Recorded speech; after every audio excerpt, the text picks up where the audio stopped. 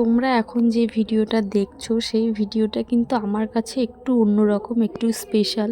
তো তোমাদের কাছে একটাই অনুরোধ, ভিডিওটা কেউ স্কিপ না করে পুরোটা দেখো। আশা করছি তোমাদের সকলেরই হ্যালো খুব ভালো এভরিওয়ান, লাগবে। গুড মর্নিং সবাইকে। কেমন আছো তোমরা সবাই? আশা করছি সবাই খুব ভালো আছো এবং সুস্থ আছো। আর আমি, আমার পরিবারের সবাই কিন্তু খুব ভালো আছে, সুস্থ আছে ভগবানের আশীর্বাদে। তো যাই হোক, দেখো আজকে কিন্তু আরও একটা নতুন ডেইলি ব্লগ তোমাদের সঙ্গে শেয়ার করতে চলেছি। আর কিছুদিন থেকে তো ভিডিও ঠিকঠাকভাবে তোমাদের সামনে শেয়ার করতে পারছি না, তো এবার থেকে আবার চেষ্টা করব ডেইলি বেসিসে তোমাদেরকে ভিডিওগুলো মানে দেখানোর জন্য। তো যাই হোক, দেখো সকালবেলায় উঠে কিন্তু মেন যেটা কাজ থাকে, যেটা না করলে আমার মন মেজাজ সব থেকে বেশি খারাপ হয়ে যায়। তো পুজো দেওয়া হয়ে গেল, আর পুজো দেওয়ার পরে কিন্তু এখানে আমি চা বিস্কিট নিয়ে বসে পড়েছি। এটা এখন চা আর চিড়ে ভাজা আছে, তো এটা খেয়ে নিই। খেয়ে টেয়ে মেয়েকে খাওয়াবো, খাইয়ে ওকে স্কুলে দিয়ে আসবো, তারপরে বাকি কাজ। তো চলো টাটা, খেয়ে নিই আগে। তো দেখো খাওয়া দাওয়ার পরে কিন্তু আর ভিডিও তোমাদের সঙ্গে বেশি শেয়ার করতে পারলাম না আর কি, ভিডিও ক্লিপই নিতে ভুলে গেছিলাম আমি।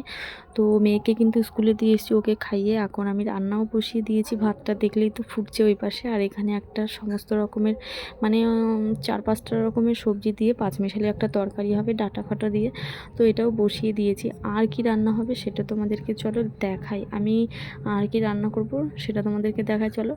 আর আজকে হবে চিংড়ি মাছ। চিংড়ি মাছটা বেশি বড় বড় না, একদম ছোট ছোট কুচু চিংড়ি যেগুলো হয়, সেই চিংড়ি মাছ অল্প একটু নেওয়া হয়েছিল। বড় চিংড়ি মাছ সেরকম আজকে আসেইনি, তো সেজন্য অল্প চিংড়ি মাছ আমার মানে পছন্দই হয় না, ভালোই লাগে না। জানি না কেন চিংড়ি মাছ আমি মানে খুব একটা পছন্দই করি না। তো এই দেখো আলু কেটে নিয়েছি, আর টমেটো, আলু আর টমেটো দিয়ে মাখা মাখা করে একটুখানি মানে মাখা মাখা করেই তরকারি করব। আর চিংড়ি মাছ নিলে আমি সাধারণত এইভাবেই রান্না করি, আলু দিয়ে একটুখানি ভালো লাগে। তাছাড়া ওই যে পটল ফটল দিয়ে রান্না করলে আমি তো খাই না, পটল ফটল দিয়ে রান্না করলে ভালোও লাগে না। তো যদিও পটল চিংড়ি খুব একটা হয় না বাড়িতে, যদি লোকজন আসে তখনই হয়। তো যাই হোক, দেখো রান্না কিন্তু আমার হয়ে গেছে কথা বলতে বলতে। অবশ্য কথা বলতে বলতে কিন্তু রান্না হয় না, রান্না করতে বেশ অনেকটা টাইম লাগে। তো তোমাদেরকে ভিডিওর মধ্যে দেখাই আর কি শর্টকাটে। তো যাই হোক, দেখো রান্না হয়ে গেছে, আমি বাসনগুলো সমস্ত কিছু গুছিয়ে রেখেছি, ওগুলো ধুয়ে নেব। আর ভাতের হাঁড়ির থেকে গামলায় ভাতগুলো ঢেলে একবারে ভাতের হাঁড়ি ফাড়িগুলো সমস্ত কিছু ধুয়ে নেব। আর আজকে কিন্তু বাইরে বেশ মানে আজকে কিন্তু বাইরে বেশ রোদ হয়েছে, মেঘলা ভাব একদমই নেই। আর বেশ কিছু জামা কাপড় আজকে বিছানার চাদর ফাদরগুলোও ধোয়া হয়েছে, তো সেগুলো প্রায় শুকিয়ে এসছে, দেখে নিশ্চয়ই বুঝতেই পারছো। আজকে বেশ রোদ হয়েছে সকাল থেকে, তো সেই জন্য প্রায় শুকিয়েও গেছে। তো চলো আমি বাসনগুলো আগে ধুয়ে নিই। বাসনগুলো ধুয়ে নিয়ে প্রায় 10টা বাজতে গেল, মেয়েরও স্কুল ছুটি হয়ে যাবে, ওকেও আনতে হবে। তো দেখো এখানে একটা ষাঁড় এসে দাঁড়িয়েছে, মানে এটা আমাদের পাড়ায় কয়েকদিন থেকে ঢুকছে, কিন্তু রাত হলে পরে আমাদের বাড়ির পাশে যে বাড়ি আছে ওই বাড়ির উঠোনে এসে শুয়ে থাকে। তো চলো টাটা, বাই বাই। দেখো মেয়েকে স্কুল থেকে বাড়িতে আনলাম, আর ও বলছে আমি কি কি পড়েছি, আমার কাছ থেকে একটু শোনো মা, আমি স্কুলে গিয়ে কি কি পড়েছি।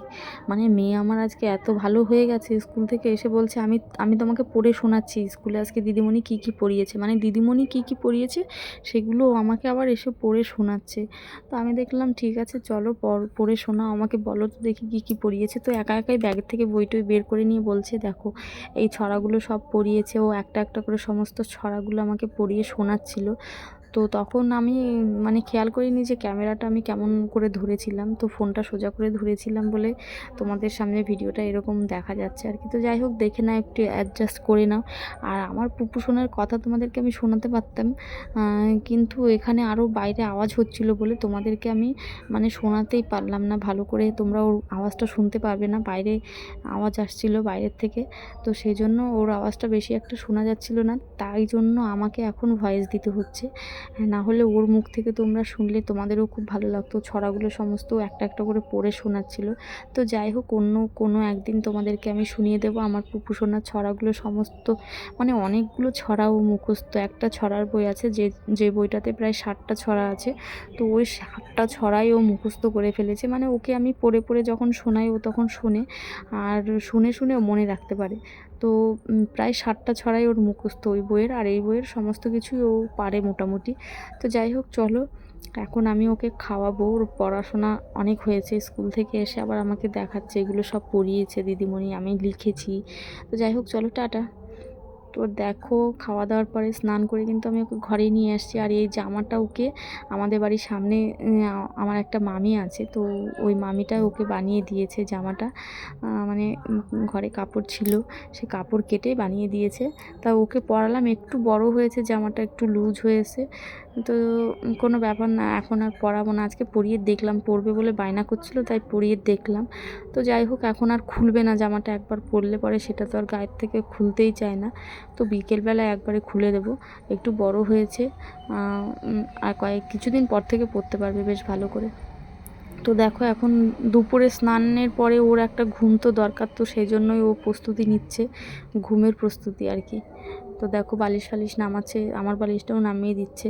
এখনই ওকে ঘুম পাড়াতে হবে, নাহলে কান্নাকাটি শুরু করে দেবে। তো চলো, ওকে আমি ঘুম পাড়িয়ে দিই, তারপর আবার তোমাদের সঙ্গে শেয়ার করছি ঘুম থেকে উঠে আমরা কি করি না করি সব। তো ভিডিওটা স্কিপ না করে দেখো, আশা করি তোমাদের ভালো লাগবে।